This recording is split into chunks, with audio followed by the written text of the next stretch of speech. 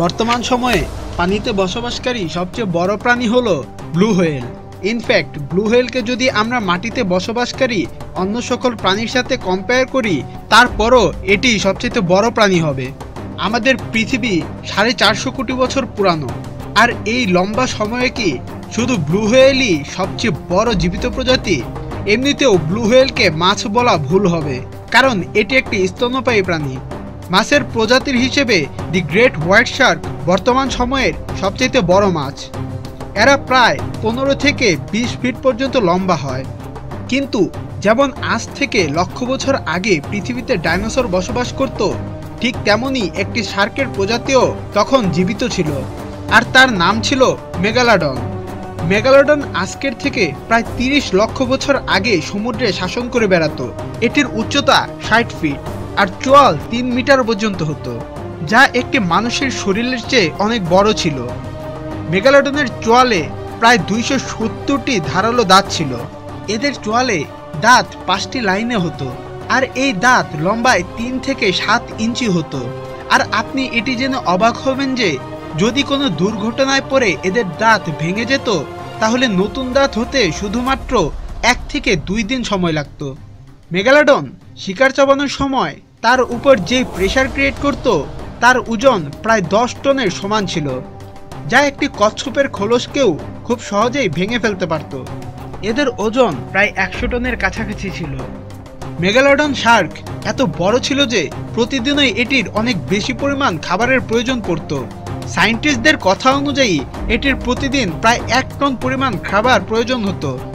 তাই মেগালোডন সমুদ্রের oil, C cow অথবা সি লায়ন এর মতো প্রাণীদের খেয়ে নিজের শরীরের প্রয়োজনগুলোকে মেটাতো।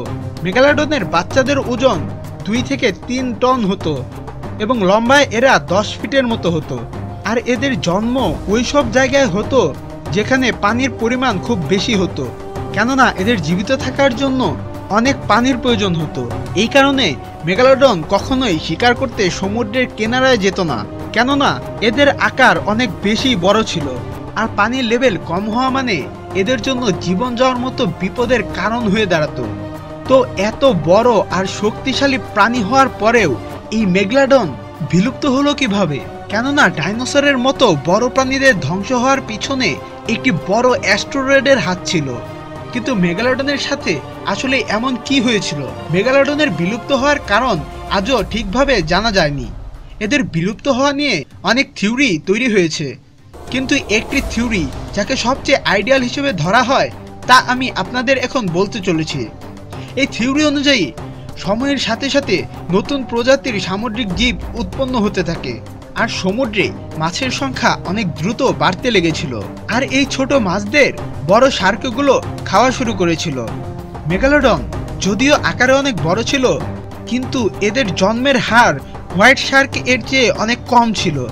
আজ থেকে 30 লক্ষ বছর আগে সমুদ্রের বেশিরভাগ অঞ্চলের টেম্পারেচার অনেক ঠান্ডা ছিল, আর মেগালোডনের জন্য এই নিম্ন তাপমাত্রায় বসবাস করাটা খুবই কষ্টকর ছিল, কেননা এরা গরমের পরিবেশেই থাকতে পছন্দ করত।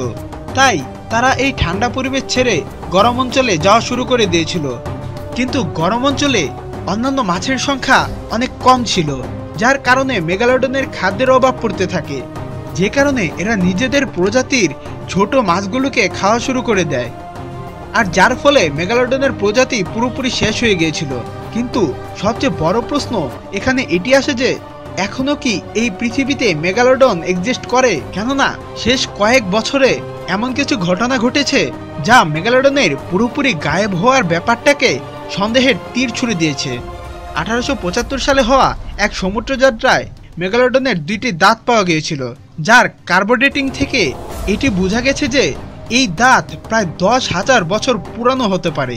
কিন্তু মেগালোডন তো অনেক লক্ষ বছর আগেই বিলুপ্ত হয়ে গিয়েছিল, তবে এই দাঁত কিভাবে মাত্র 10,000 বছর আগের হতে পারে? মেগালোডনের অস্তিত্ব নিয়ে এখনো সায়েন্টিস্টদের মধ্যে মতভেদ আছে, কিন্তু বেশি লোক এই ব্যাপারে এগ্রি করে যে মেগালোডন অনেক লক্ষ বছর আগে বিলুপ্ত হয়ে গিয়েছিল। কিন্তু এই জীব পুরোপুরি বিলুপ্ত হয়ে গেছে নাকি তা 100% শিওরলি বলতে পারা প্রায় অসম্ভব, কেননা এমন অনেক সামুদ্রিক জীব ছিল যাদের সায়েন্টিস্টরা বিলুপ্ত প্রজাতি হিসেবে ঘোষণা করে দিয়েছিল। যা পরে মিথ্যা প্রমাণিত হয়েছিল, যেমনটা সিলিক্যান্থ নামের মাছের সাথে হয়েছিল। সিলিক্যান্থ একটি এমন মাছ ছিল যা আজ থেকে 6.5 কোটি বছর আগে বিলুপ্ত হয়ে গিয়েছিল, কিন্তু এই সিলিক্যান্থই 1932 সালে সাউথ আফ্রিকার সমুদ্র কিনারায় পাওয়া গিয়েছিল, যা ডাইনোসরের সময় থেকে নিজের অস্তিত্ব পৃথিবীতে টিকিয়ে রেখেছে। এটি ছাড়াও মেগামাউথ শার্ক একটি এমন শার্ক যা প্রায় 3 মিটার লম্বা হয়, কিন্তু তাজ্জব ব্যাপার হলো এটি যে 1976 এর আগে শার্কের এই প্রজাতি সায়েন্টিস্টরা খুঁজেই পেয়েছিল না।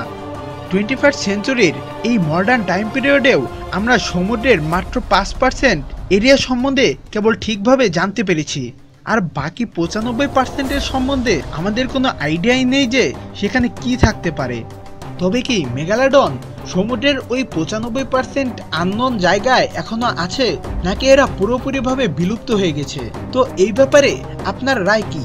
নিচে কমেন্ট করে অবশ্যই বলবেন। আর যদি এই ভিডিওটি আপনার ভালো লেগে থাকে তাহলে এই ভিডিওটি লাইক ও আপনার বন্ধুদের সাথে শেয়ার করার কথা ভুলে যাবেন না।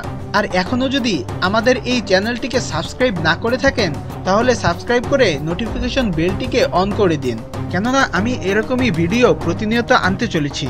তো দেখা হবে পরবর্তী ভিডিওতে। ভালো থাকুন, সুস্থ থাকুন আর আশ্চর্য দর্শনের সাথেই থাকুন। Thank you.